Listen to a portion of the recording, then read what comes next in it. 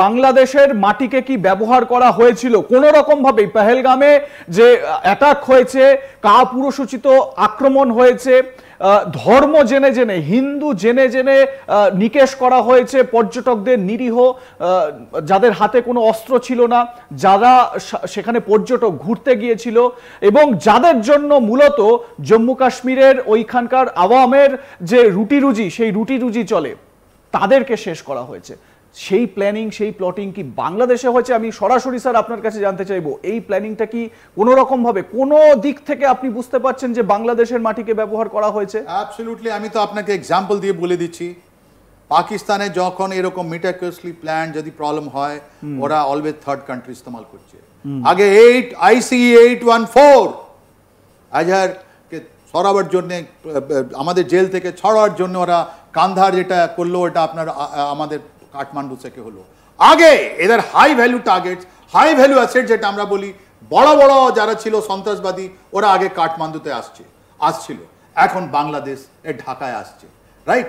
ওই যে 21 জানুয়ারিতে ISI গিয়েছিল, আমি তো বারবার বলছি, ওখানে হামদুর রহমান কমিশন রিপোর্ট আছে ওদের বাপ, এটা আমাদের ডকুমেন্ট নয়, এটা পাকিস্তানের ডকুমেন্ট, যারা পোস্ট 1971, ওখানে ওরা বলছে জল নিয়াজি ওখান থেকে পানের বিজনেস করতেন, বাংলাদেশ থেকে পান পাঠাতেন পাকিস্তানে। তার ডিজি ISI যারা লোক এসেছিল, ISI লোক যারা এসেছিল, যাদের উইন্ডশিল্ড টুয়ার করা হলো, যেটা নর্থে গেল, ইস্টে গেল, ওয়েস্টে গেল, চারদিকে গিয়ে দেখলো, ওরা কি পানের বিজনেস করার জন্য এসেছিল, না জামদানি শাড়ি কিনেছে নিজের বউদের জন্য, নাকি ওরা ওখানে হিলিস মাছ খেয়েছে? ওরা বলেছে DGFI কে আমরা তোমাকে একটা প্যাকেট পাঠাবো, যেটা হয়তো চিটাগাঁওতে নামবে, যা না হলে তোমার ঢাকা ইন্টারন্যাশনাল এয়ারপোর্টে নামবে, ওদেরকে তুমি যেতে দিও। আর এই পরিপ্রেক্ষিতে যদি আপনি মুর্শিদাবাদের ইনসিডেন্টটা দেখেন আর ওর লিঙ্কেজটা আপনি পাহাড়গাঁওটাতে করেন, তাহলে আপনি বুঝতে পারবেন এটা স্ট্র্যাটেজিক ডাইভার্সিফিকেশন ছিল।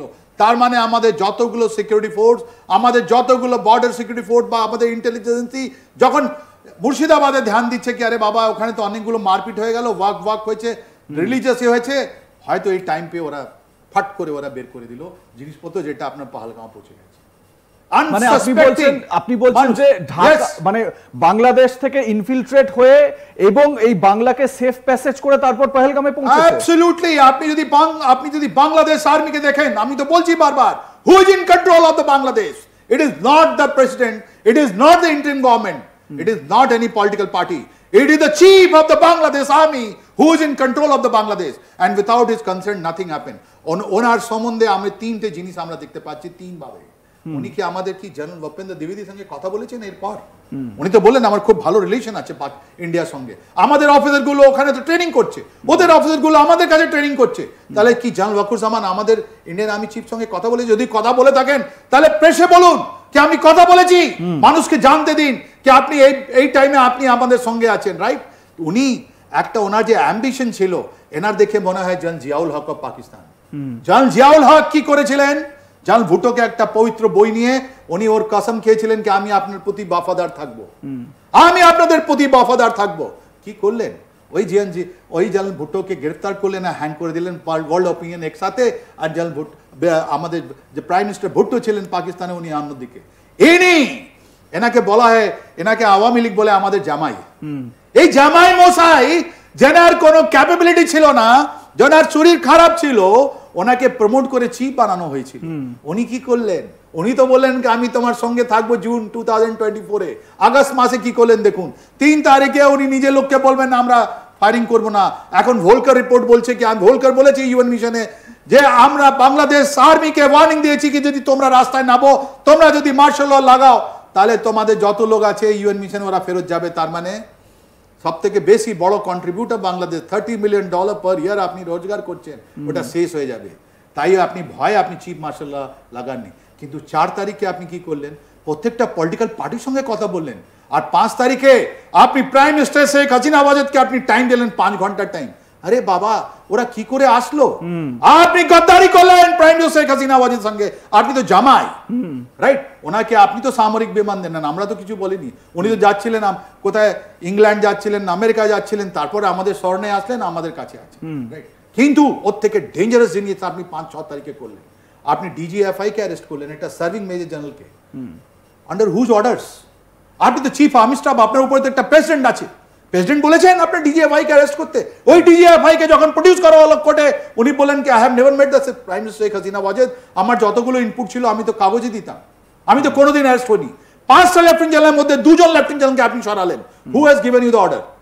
আপনি ব্রিগেডিয়ার আব্দুল্লাহ গোলাম আজমের ছেলেকে আপনি রিস্টোর করলেন, আয়নাগর থেকে বের করলেন 7 বছর পর, ওকে আপনি রিস্টোর মানে করলেন, কে দিল আপনাকে? আপনি মোটামুটি তাহলে আপনার বক্তব্য থেকে এটা অন্তত বোঝা যাচ্ছে যে জেন ওয়াকুরুজ্জামানের একটা কনস্পিরেসি থিওরি চলছে, তিনি কনস্পিরেসি করে চলেছেন। এবার এখান থেকে আমার একটা প্রশ্ন আপনার কাছে, যেহেতু এই পহেলগাম নিয়ে ভারত পাকিস্তান উত্তেজনা এই মুহূর্তে চরমে, সীমান্তে একটা উত্তেজক পরিস্থিতি তৈরি হয়ে রয়েছে, আমি আগেই বললাম যে ওয়ার লাইক সিচুয়েশন হয়ে রয়েছে। আমার কথা হচ্ছে গিয়ে যদি মানে সত্যি সেই রকম কোনো সিচুয়েশন আসে, মানে ওয়ার সিচুয়েশন যদি আসে বা ওয়ারে যদি ভারত যায় পাকিস্তানের সঙ্গে, তাহলে কি ভারতকে মানে টু ফ্রন্ট ওয়ারে যেতে হবে? মানে একদিকে পাকিস্তান, অন্যদিকে বাংলাদেশও কি মানে কোনো রকম ভাবে অ্যাটাক করার বা কোনো রকম প্ল্যানিং করার কোনো ফন্দি কিছু আঁটছে? বাংলাদেশ আর্মির মধ্যে ভাঙন হয়ে যাবে। ইন্ডিয়া ইস্যু নিয়ে বাংলাদেশ আর্মির মধ্যে ভাঙন হয়ে যাবে। বাংলাদেশ আর্মির মধ্যে 4টে গ্রুপ আছে, আর একটা গ্রুপ ভেরি ডমিনেন্ট গ্রুপ যারা নিউট্রাল আছে, ওরা চায় না পাকিস্তানের সঙ্গে। পাকিস্তানের লোক বাংলাদেশি লোককে ভালোবাসে না, ওদের গালগালি দেয়, কেন যাচ্ছ না তোমরা বাংলাদেশ পাকিস্তানে গিয়ে চাকরি করতে, রাইট? তা একটা বড় section of the Bangladesh army, those who are modern professional, ওরা কোনোদিন চাইবে না পাকিস্তান সঙ্গে অ্যালাইন হতে। ওরা অলওয়েজ চাইবে ওরা ইউএনএ থাকুক, ওরা চাইবে একটা মডার্ন ডেমোক্রেটিক কান্ট্রিতে থাকুক, ওদের সঙ্গে রিলেশন থাকুক। ওরা চাইবে না যে পাকিস্তানে যেটা পরিস্থিতি হচ্ছে এটা 1999-এর পরিস্থিতি তৈরি হচ্ছে। 1919 কারগিলে যখন পারভেজ মুশারফ এটা করেছিলেন, ওনার নিজের প্রাইম মিনিস্টার নওয়াজ শরীফকে না জানিয়ে করেছিলেন। নওয়াজ শরীফকে যেতে হয়েছিল কোথায় জানেন? আমেরিকায়। গিয়ে আমেরিকান প্রেসিডেন্টকে বলছেন সিজ ফায়ার করুন, সিজ ফায়ার করুন। আর তারপর কি হলো? তারপরে হয়ে গেল আপনার কু, পারভেজ মুশারফ নওয়াজ শরীফকে তাড়িয়ে দিলেন। আর ওই সিচুয়েশন ওখানে ডেভেলপ হচ্ছে যেখানে আসিম মুনিরের কাছে কোনো জায়গা নেই ওনাকে রিজাইন করার জন্য।